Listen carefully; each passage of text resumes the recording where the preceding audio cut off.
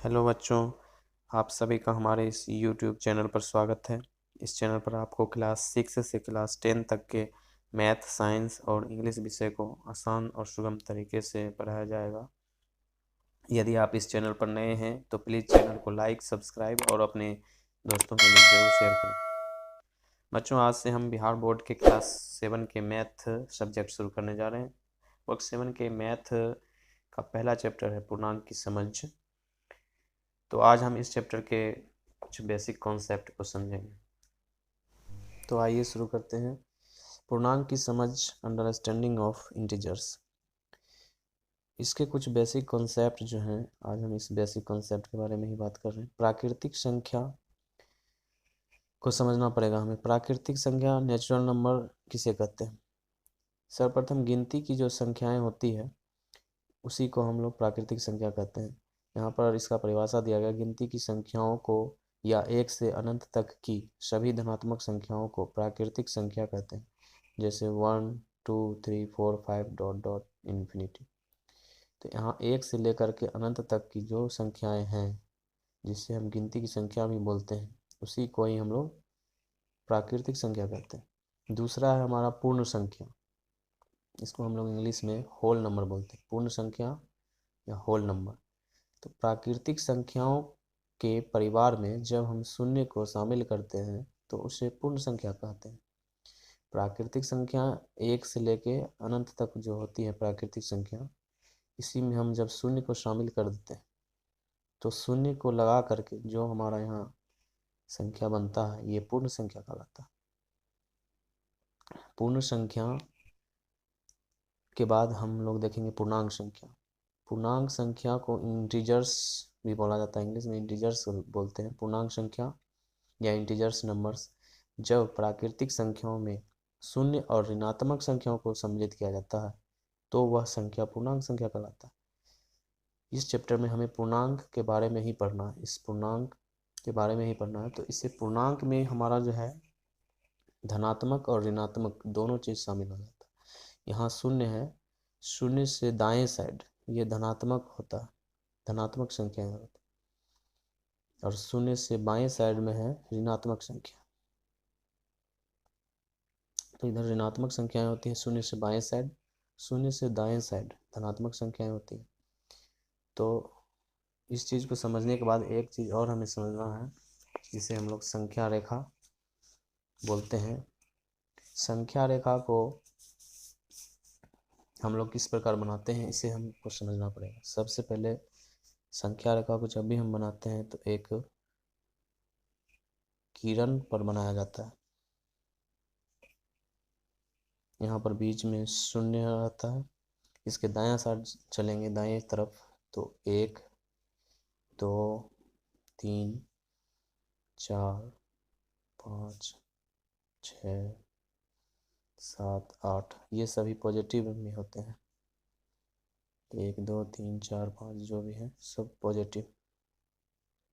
और इसके बाएं साइड चलेंगे तो यहाँ पर -1 -2 -3 -4 -5 -6 -7 -8, इससे अनंत तक, इसके आगे अनंत तक चलना। तो बच्चों, संख्या रेखा के ये जो शून्य होता है, संख्या रेखा पर ये शून्य होता है, शून्य से दाएं साइड जो हमारा होता है वो धनात्मक पूर्णांक होता है, और शून्य से बाएं साइड जो हमारा होता है वो ऋणात्मक पूर्णांक होता है। ये चीज़ हम बता चुके हैं। तो हमें संख्या रेखा के बारे में कुछ महत्वपूर्ण बिंदु को जानना होगा। सबसे पहला है इसमें कि शून्य से, शून्य जो है वो ना तो धनात्मक पूर्णांक है और ना ही ऋणात्मक पूर्णांक है। शून्य जो है हमारा वो ना तो धनात्मक पूर्णांक है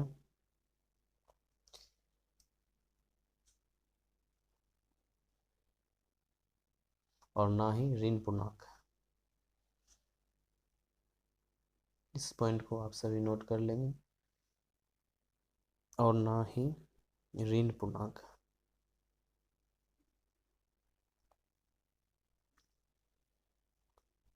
अर्थात शून्य जो है हमारा वो न्यूट्रल है, ना तो धन है ना ही ऋण है, ना नेगेटिव है ना पॉजिटिव है। और यहाँ पर हमें दूसरा पॉइंट और जानकारी लेना है कि संख्या रेखा पर जब हम शून्य से बाद चलते हैं, शून्य से बाद जब जाते हैं तो वो बढ़ते क्रम में संख्याएं होती हैं। शून्य से बाद की जो संख्याएं होती है वो बढ़ते क्रम में होती है, और शून्य से पहले की जो संख्याएं होती है वो घटते क्रम में होती है। संख्या रेखा पर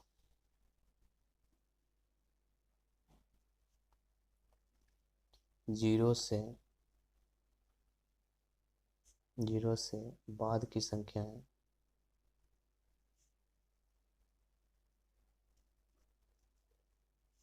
बढ़ते क्रम में होती है।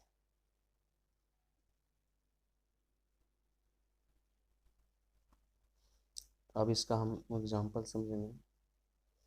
जीरो से बाद की संख्या यहाँ पर है एक, एक से बड़ा होता है दो, दो से बड़ा होता है तीन, तीन से बड़ा चार, इसी तरह अनंत तक। जब हम जीरो से आगे चलेंगे तो जीरो के बाद चलेंगे तो ये संख्याएं बढ़ते क्रम में होंगी। दूसरा बिंदु है संख्या रेखा पर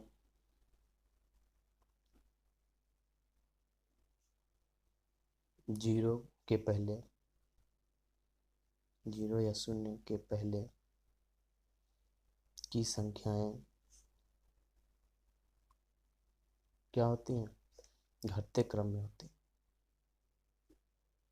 जीरो से पहले की संख्याएं घटते क्रम में होती हैं। इसे हम एग्जाम्पल के रूप में समझेंगे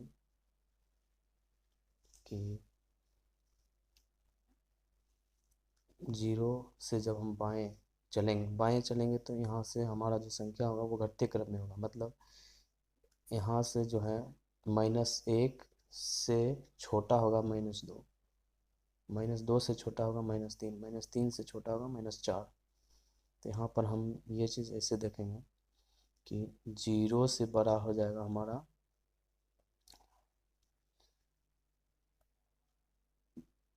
जीरो से छोटा हो जाएगा -1, -1 से छोटा हो जाएगा -2, -2 से छोटा होता है -3, और -3 से छोटा हो जाएगा -4, और इसी तरह चलते जाएगा। तो कहने का मतलब है संख्या रेखा पर हम जब भी जीरो से पहले जाएंगे या बाएं साइड चलेंगे तो संख्याएं छोटी होती जाएंगी। मैं बड़ा -1 से बड़ा -2 नहीं होगा, ये छोटा होगा, -2 से छोटा -3 होगा, इस तरह से चलेंगे। और अगला पॉइंट है हमारा कि संख्या रेखा पर बाएं से दाएं की संख्याएं बड़ी होती हैं। संख्या रेखा पर जो है बाएं से दाएं की संख्याएं बड़ी होती हैं।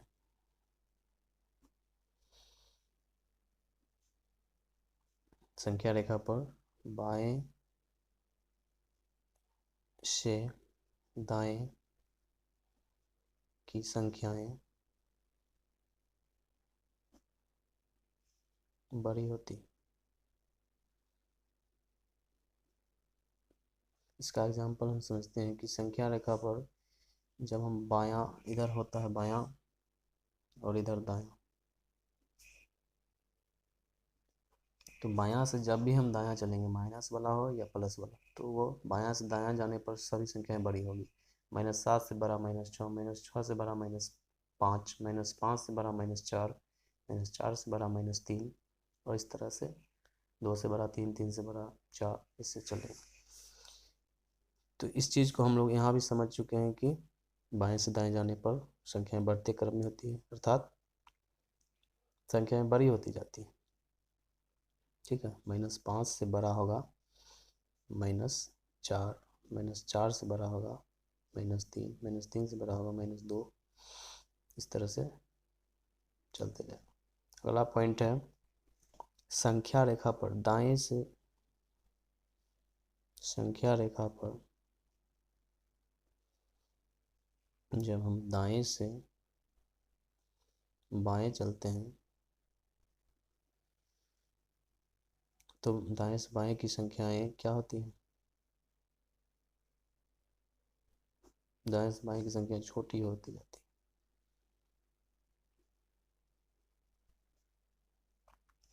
अर्थात हम जब दाएं से बाएं चलेंगे तो संख्याएं छोटी होती जाएगी। मतलब क्या, 8 से छोटी होगी संख्या 7, 7 से छोटी होगी 6, और इसी तरह -1 से छोटी होगी -2, -2 से छोटी होगी -3, -3 से छोटी होगी -4। तो इस तरीके से हम समझ जाते हैं। अगला पॉइंट है, शून्य जो होता है वो प्रत्येक ऋणात्मक पूर्णांक से बड़ा और धनात्मक पूर्णांक से छोटा होता है। शून्य जो है ये ऋणात्मक पूर्णांक से बड़ा होता है, यहाँ से यहाँ तक जितनी भी संख्याएं ऋणात्मक पूर्णांक से बड़ा होता है और धनात्मक पूर्णांक से छोटा होता है। तो इसी चीज को हम लोग नोट कर लेंगे। शून्य प्रत्येक ऋणात्मक पूर्णांक से बड़ा तथा प्रत्येक धनात्मक पूर्णांक से छोटा होता है।